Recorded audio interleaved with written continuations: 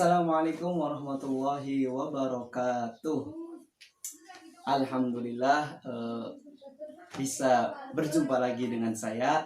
Kali ini saya akan mengupas sedikit mengenai penjelasan mahwal khobar. Apa itu khobar? Oke, sebelum ke penjelasan pastinya kalian semua udah tahu dan udah mengenal, karena itu merupakan ilmu dasar daripada ilmu nahwu. Kalian tahu sendiri apa itu khobar. Dan khobar ini pasti selalu berdampingan dengan yang namanya mubtada. Oke.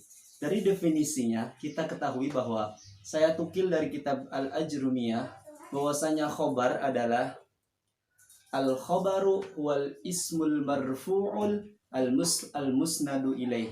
Jadi khobar itu merupakan isim yang dibaca ropa. Nah, dibaca ropa khobar itu karena termasuk ke dalam isim marfu yang dibaca ropa. Nah, pembagian khobar apa saja? Oke, ini saya kutip dari berbagai referensi. Tentunya saya ringkas agar lebih paham dan agar lebih bisa dimengerti. Nah, khobar itu terbagi menjadi dua. Ada khobar mufrad dan ada khobar ghair mufrad. Sisi lain mengatakan bahwasanya ghair mufrad ini merupakan khobar murakkab. Nah, tentunya sama saja, mungkin hanya penggunaan istilah saja yang berbeda. Oke, kita kupas satu persatu. Apa itu khobar mufrad? Khobar mufrad adalah khobar yang penjelasannya itu hanya menggunakan satu kata. Gimana maksudnya? Nah, ketika khobar mufrad ini, maka si mubtadanya itu akan dijelaskan oleh satu kata. Sehingga contohnya itu saya ambil as-saubu jadidun. Baju itu baru. Nah, jadidun itu merupakan khobar dari as-saubu. Nah, kenapa disebut khobar mufrad? Karena jadidun itu hanya menggunakan satu kalimat, tidak bertele-tele, sehingga disebut khobar mufrad. Nah, jadi ada banyak contoh. Misalkan al-faslu wasi'un, al-maktabu jamilun. Nah, itulah khobar-khobar mufrad. Sekarang khobar yang kedua. Jenis khobar yang kedua yaitu khobar murakkab atau ghair mufrad. Nah, sebenarnya sama aja. Khobar murakkab ini merupakan khobar yang penjelasannya itu menggunakan lebih dari satu kata, sehingga ketika mubtada dijelaskan oleh khobar itu lebih dari satu kata. Dalam khobar ghair mufrad ini ada berbagai kategori lagi. Ada jumlah, ada syibhul jumlah.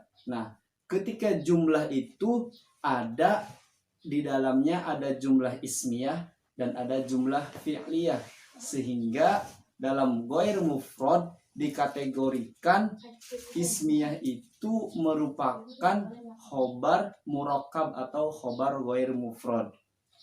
Nah, contohnya apa? Contohnya kita bisa lihat dalam jumlah ismiyah, misalkan Ahmadu abuhu mudirun. Ahmadu itu mubtada. Abuhu mudirun itu merupakan khobar dari Ahmadu. Nah, disebut ghair mufrad karena abuhu mudirun, ada dua kalimat, sehingga ini merupakan jumlah ismiyah. Nah, disitulah disebut dengan khobar ghair mufrad.